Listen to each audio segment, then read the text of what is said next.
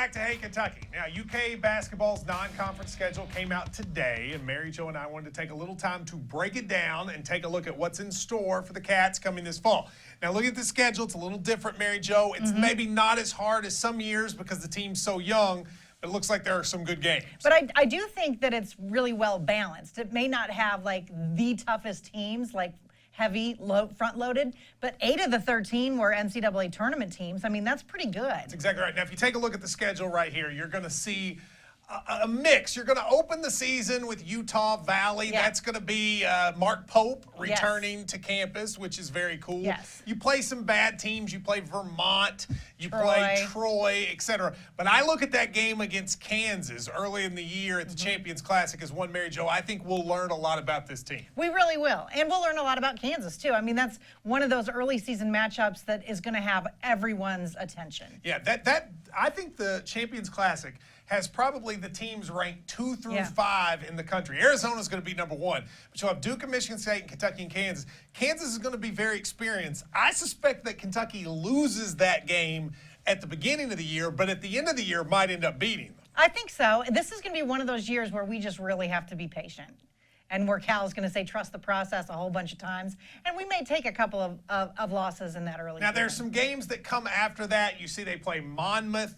They also play Harvard. Those are games that you should win, but that can give you some challenges. Those two teams are both teams that probably should have made the NCAA tournament last year but didn't. But they're both teams that could give them a challenge. And because they'll be veteran squads. I mean, those are the types of teams that are junior and senior laden and have guys that have been playing together for years, which Kentucky won't have, obviously, next year. So when you're talking early in the season in those games, yeah, they might have an edge because of their experience. Now, Cal always tries to get at least one marquee game in Rupp Arena besides Louisville. This year it is Virginia Tech, a team a lot of people don't know a lot about, but Buzz Williams has done a good job there, and they expect to be better. They expect to be a good NCAA tournament team this year. That could be a game, Mary Jo, that for a young team, if they're not careful, could be more difficult than they thought. Can you imagine if the AC goes out? What Buzz Williams will look like during that game? He is a sweater. Oh, he is a sweater.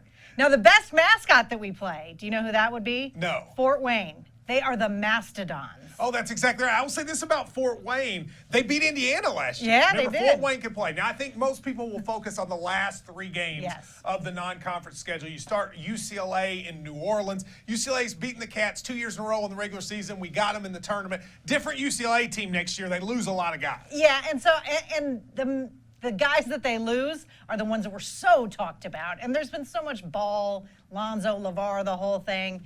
And I just think that goes away a little bit. Welsh, the guy I call Feathers, has crushed Kentucky. Every time we play him, he's back. He's probably the only guy that you would see on that roster you would know. Now, the game I think everybody looks to is when do you play Louisville. Mary Jo, an interesting thing, they're going to play on a Friday this year, and it might be at like noon. It's December 29th. The only way they could get on CBS was to play it Friday. I'm told it's either going to be noon when a lot of people will be working, or it'll be 7 o'clock at night. What about that? So let me get this straight. The only way Kentucky-Louisville basketball game could get on CBS is to play it Friday. Well, the reason is that Saturday is the college football playoff stuff. Okay, yeah. Sunday is the NFL. That's the 30th and 31st. The only time Kentucky opens the SEC play on Sunday on the 3rd on New Year's Eve. Okay, so the only way they could make it work was to play on Friday, and they wanted it to be on CBS. Mary Jo, if they put that game at 7 o'clock on CBS on the Friday night, that'll be huge exposure. They never have games on a Friday night on CBS. Huge, and Louisville is going to be pretty good. Yes, it'll be in Rupp. That'll be a great crowd. I hope it's not at noon.